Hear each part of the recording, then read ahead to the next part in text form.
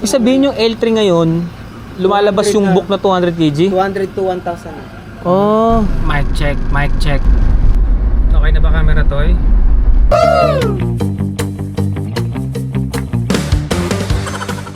Good morning mga paps! Another day, another biyahe serye na naman. So today is June 1, araw ng Lunes, no, kakasimula pa lang ng buwan natin. At syempre mga paps, nagbabalik po ang inyong likod, Makoy Official. So 6 na buwan po tayong nawala mga paps sa pagbiyahe sa Lalamove dahil meron tayong mga inasikasong mga importanteng bagay mga paps. So naisipan ko ulit bumiyahe. Actually matagal ko nang naisipan bumiyahe, kaso nga ang dami na rin nangyari sa mundo, di ba? Nagkaroon na tayo ng global crisis pagdating sa oil, kaya medyo hindi ako bumabiyahe gawa ng baka walang mangyari sa biyahe natin, mapunta lang sa diesel. So ngayon, since medyo bumaba naman na ang diesel, 80 plus na lang, eh sabi ko parang na-miss ko ata bumiyahe sa Lalamove. At the same time mga paps, chinek ko yung ating YouTube channel. So medyo maganda yung engagement pala natin for the past 6 months, no? Kasi sa sobrang busy ko, hindi ko na siya naasikaso. Neto ko lang nabalikan. So nakita ko doon na maganda pa yung engagement ni YouTube channel natin. Pero hindi naman dahil lang doon mga paps kung bakit tayo bumiyahe ulit. Syempre bukod sa extra income natin, parang na-miss ko talagang bumiyahe sa Lalamove. Actually nga mga paps, marami pang videos na natira doon sa dito pala sa action cam natin.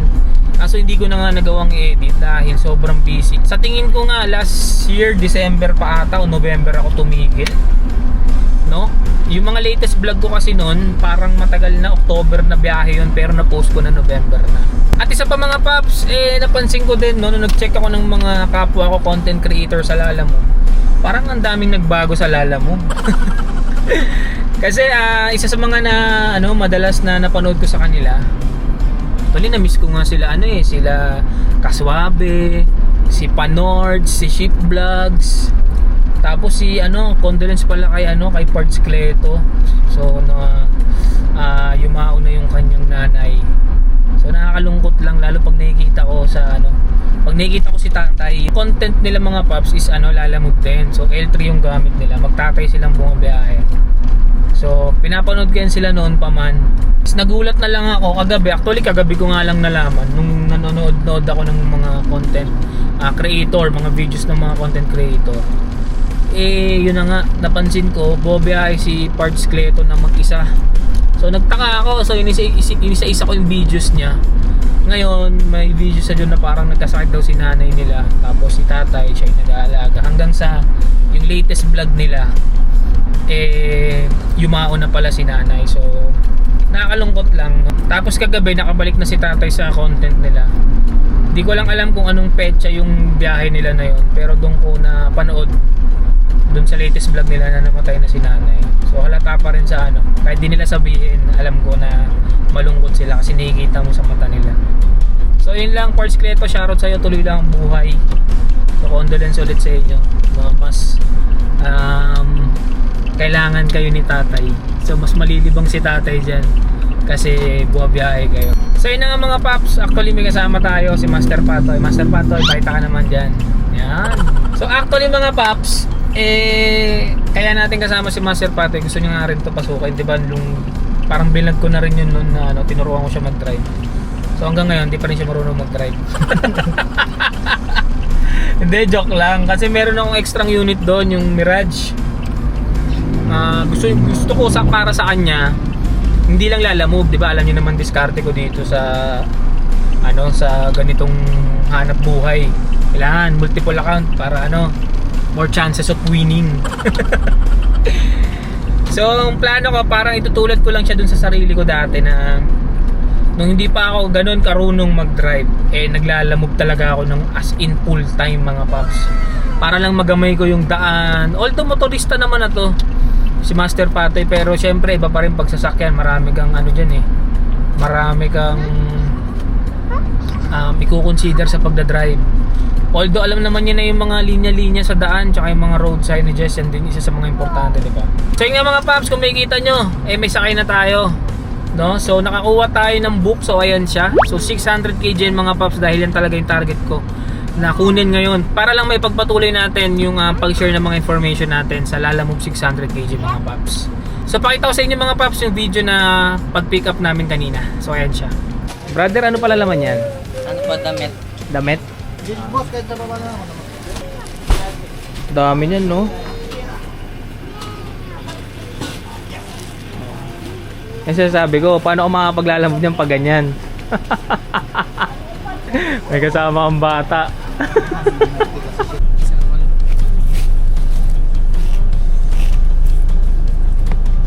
O, diba? Ayos. Kasama pa kaming baby. Kali! Hi muna! Hi ka! Kali! Hi! Hi! Hi! So kanina toy, may nakalagay dyan na arrive. Click mo lang pa ganun. Ngayon pag sunite mo na pa ganun yung arrive, ay nalalabas. Ito naman ang iaano mo. Start loading. Tapos, nanghihingi ng picture yan sila alam mo. Sinampa mo. Yan, pipicture mo lang yan. Dapat visible yung item. So yun na nga mga paps, bale ang pinick up natin kung mapapansin yung mga sako-sako. Pero laman yan mga paps, mga ano yan, damit. So, ang drop off niyan is sa may Santa Maria, Bulacan.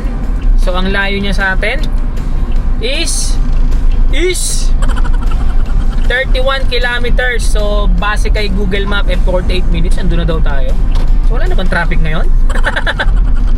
So, isa yan sa mga na-miss ko yung traffic, no? Sana hindi ako mabwisit.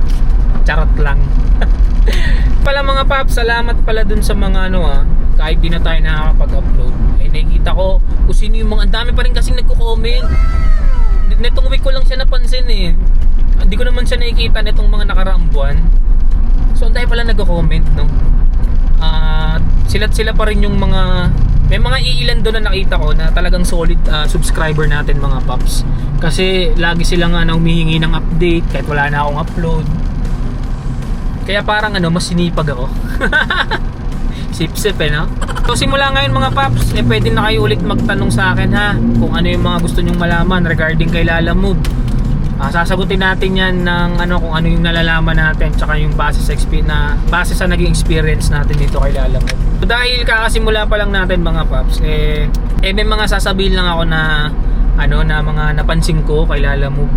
Kasi nanood ako ng iba't ibang vlog nila no? So, ang usual naman, siguro nung natatandaan ko bago ako tumigil sa pagbiyahe, yung pag naka-priority na, hindi ka na pwedeng mag-double booking. So, hindi ko siya masubukan ngayon kasi nga naka 600 kg na tayo. Mas naka-regular fare siya. Although naka-regular fare siya, hindi na rin tayo pwedeng mag-double booking gawa ng punong-puno na yung ating sasakyan. No? So, ulitin ko lang ang ating vehicle type is Lalamove 600 kg mga paps. Innova po ang gamit nating unit. Ang pwede lang ho nating makuha dito na book ay ang 300 kg. At syempre yung mismong natin, vehicle type, yung 600 kg. Isa rin sa mga napansin ko mga paps, parang ang dami ng booking ngayon ng 600 kg. Tsaka mas lalong lumakas yung 300 kg. Ewan ko hindi ko pa masabi kasi nga kakabalik lang natin ngayon. Hindi ko pa masyado masabi pala, sorry.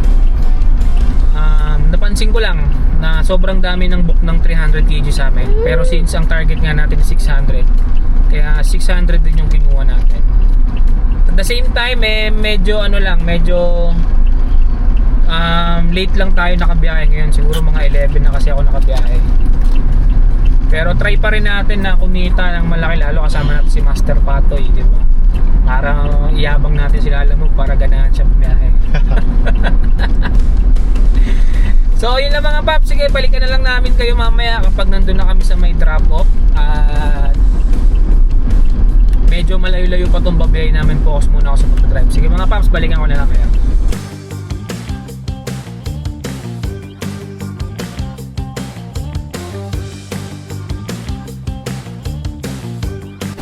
So dito na tayo mga paps. Ganda ng bahay nila ma'am. Ayan, medyo maulan pa. No? So dito natin ibababa. Ito to, pagdating mo dito, ang kaya niyang gagawin mo, swipe mo lang yan, arrive. Tapos just drop off now mo kapag nakababa na. Picture mo mamaya. Ayun, take a photo. Talitot, huwag kang umiyak, dyan lang si daddy. Oh, wait. Hindi, wait lang. Wait lang. So time check mga paps, it's already 12:21. So na-drop na rin natin yung book nung sa sa mga bail o mga damit. So 10 billion. Hindi naman siya ganun kabigat, no. So ulit isa sa mga na-miss ko mga paps, yung mag-antay ng booking. So as of now, wala pa tayo nakukuhang booking. Puro siya Lala Ride. Siyempre, hindi naman tayo makakapag-Lala Ride. May kasama tayo, kasama si Master Patoy. Tsaka si Kali Iyakin. Napaka-iyakin. So dito tayo ngayon mga paps sa Santa Maria, dito sa may Katmon. So hanap lang tayo ng space para magantay tayo ng ating next booking. Kahit dalawa na lang, okay naman na. Ayaw ko naman biglayin yung sarili ko mga paps, no, kakabalik lang natin. So ang fare pala nun mga paps, 800 plus. Nagbigay din siya ng ng tip. Kasi nagbuhat si Master Patoy eh. Hindi kami nanghingi kusang binigay yan. Oh, merong lumabas, balagtas ko wala, pangit, 263 lang. So time check mga paps, medyo saglit lang tayong nag-antay, pero napakalayo ng pick up nito mga paps. So yan yung booking na yan. From San Jose, going to Payatas. So Quezon City na rin kasi yan, kaya kinuha na rin namin, pero sasabay namin yan dahil ang item daw na yan is aquarium lang mga paps. So dito kami ngayon dito kami ngayon sa Santa Maria Road. Papunta pa kami ng San Jose. So layo niya mga paps, 11 kilometers, pero kinuha na rin natin. Siyempre kasi mahirap nga makakuha ng booking dito, tsaka excited ako ngayon eh. Kasi bago pa lang tayo ulit nakabiyahe, kaya medyo gigil tayo sa mga booking. Tsaka medyo, alam niyo naman ako, mainipin ako. Kaysa baybay natin siya papuntang San Jose na walang pumapasok, kumuha na tayo. Kasi doon din naman yung daan natin sa San Jose. Kasi ayoko mag-expressway, gawa ng nakita ko kanina yung daan. Sobrang traffic. So dito rin talaga yung plano ko na dumaan pa uwi. So yun, nakakuha naman tayo sa halagang 500 plus. So sige mga paps, balikan lang namin kayo kapag na-pick up na natin yan. Tapos habang papunta kami dyan sa first pick up natin, try na natin siyang sabayan. So di ko alam kung pwede siyang sabayan ng regular pa ulit or pooling na. Di ko alam kasi di ko masyado pamgamay ngayon dahil nga kakabalik lang natin. So sige, malalaman na natin yung mga paps. So balikan ko na lang kayo.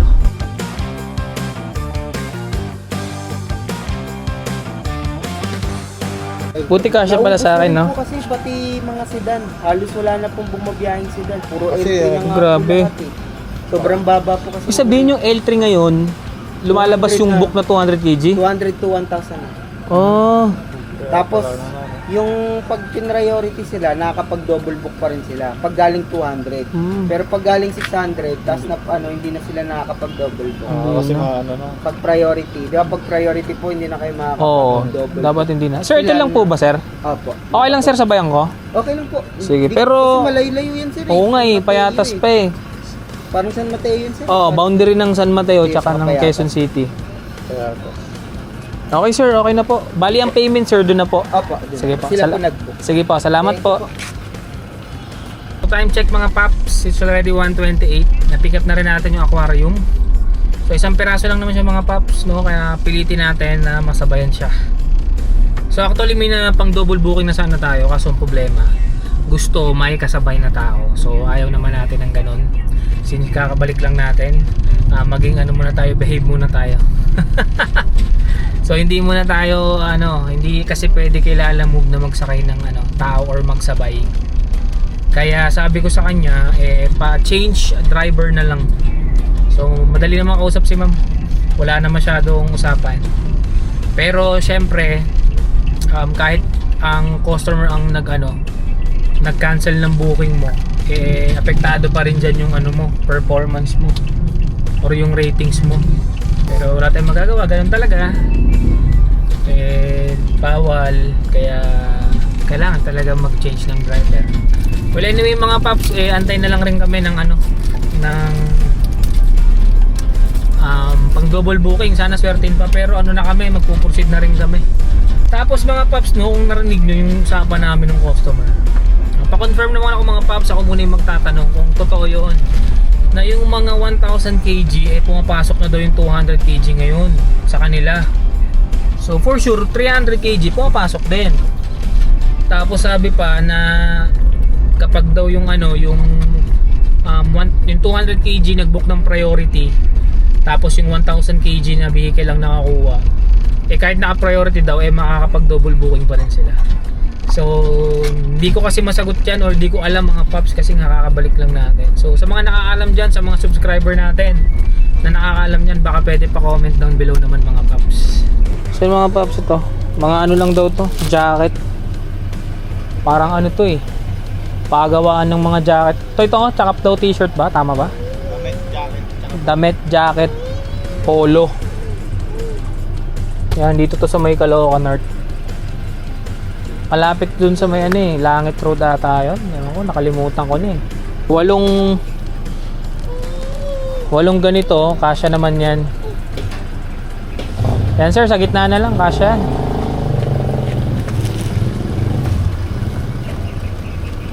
Sakto kasi bus, pauwi na kami. Ano yun, malapit na sa amin yan eh. Sabi ko, kunin na natin to. 4 na lang. Wala. 4 pa. Kasya yan. Yan ako na lang. Tsaka maganda nga yan toy kasi hindi na siya ano, hindi na mauga. So time check mga paps, is already 2:30. So habang binabaybay natin kanina yung Old Zabarte Road mga paps, eh nakakuha tayo ng booking. So ayan siya. So mga polo daw yan, tsaka ano, damit, ganyan, tsaka jacket. So sakto yan, ang delivery niyan dyan lang tayo sa may Diliman na yan, sa may mga, basta dyan sa may mga scout. So tama lang yan, pandagdag natin. Naka-credit siya, so 400 plus lang siya. So malaga mga pubs, eh nakakuha tayo ng pangsabay natin. Kasi ang hirap naman, no? Mula kanina sa San Jose del Monte papuntang Payatas, 500 plus lang. Ito at least pa paano eh, nasa 800 to 900 pesos na to mga pubs. Pwede na rin itong ilaban. Pero sana pag drop natin dun sa scout, makakuha pa tayo ng isa pa. Kahit isa na lang, malapitan, okay na kami. Pero maraming mabababaan sa kinita natin, pero wala, ganun talaga. Eh naninibago pa tayo ulit. So di pa natin ulit alam yung mga bagong meta nilalamove. So unti-unti naman nating ma-adapt ulit yan mga paps. So tsaga-tsaga lang muna kami ni Master Patoy. So plano namin by Wednesday na lang ulit, kasi bukas coding kami, tsaka orientation kasi ng mga bata ngayon eh. So sige mga paps, update ko na lang kayo. So unahin muna natin yung idodrop natin yung ano, yung aquarium sa may Payatas, then sunod na natin yung sa may scout. Ano mang scout yun? Scout Gandia, yan. So malapit lang rin sa amin yan. Mali ko ngayon, nag-load pa ako ng 500, sayang. Eh credit tong kinakuha natin pang second booking.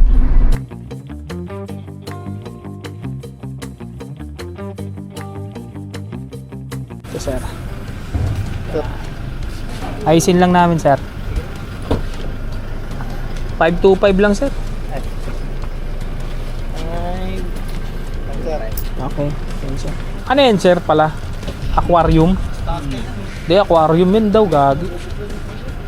Pang reptile. Pang reptile. Ito, nabubuksan yung gilid niya. Picture ko na lang kaya bang bit-bit. So time check mga paps, it's already 3:31. Nakita nyo naman, nababala natin yung booking natin sa actually kala ko sa Payatas, hindi pala. Sa ano siya, bagong silangan to eh. Bagong sila. Basta dyan sa may Quezon City, dyan sa may ano, yung DSWD.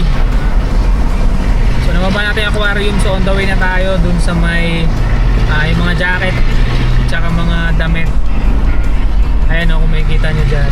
So 23 minutes na lang, ano na rin tayo mga paps. At the same time, baka ito na yung last booking natin, kasi nakakatamad kapag malapit na sa bahay yung ano eh, yung booking eh, parang hinihigop ako nung ano, nung kama.